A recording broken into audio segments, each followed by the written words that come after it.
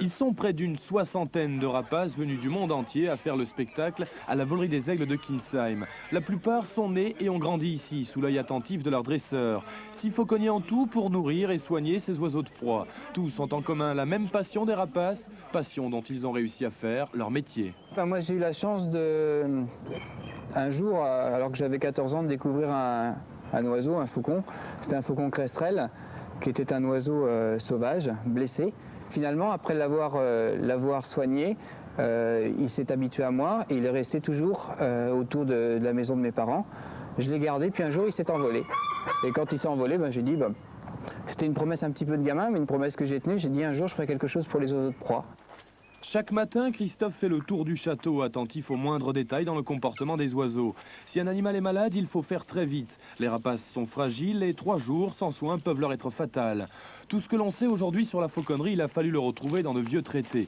Toutes les techniques datent du Moyen-Âge, à l'époque où l'on chassait à l'aide des oiseaux de proie. La condition sine qua non pour faire ce métier, la patience, car il faut plusieurs années pour qu'un rapace s'habitue à l'homme.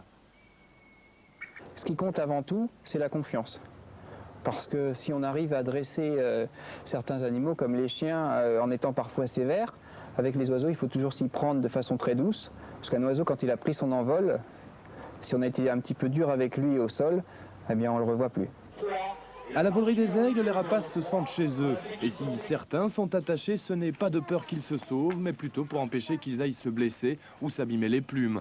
Pourtant, il est déjà arrivé que certains d'entre eux quittent le château, mais pas dans l'intention de s'échapper. Alors, on avait un vautour qui est malheureusement mort maintenant, qui était un très vieux vautour, un fauve de l'Himalaya, qui lui se baladait un peu partout et qui descendait dans le village. Alors en bas sur les parkings, de temps en temps quand il y avait des touristes qui pique-niquaient, il venait vers ces touristes, il paradait et puis il leur faisait peur et puis il leur piquait leur pique-nique, ce qu'ils avaient sur le grill ou sur le barbecue, genre steak, trucs comme ça.